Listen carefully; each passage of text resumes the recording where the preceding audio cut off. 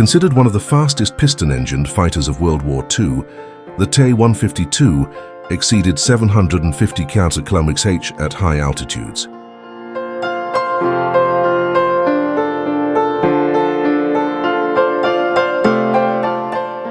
Thanks to its pressurized cockpit, the Te-152 could intercept enemy aircraft at altitudes where few other planes could operate.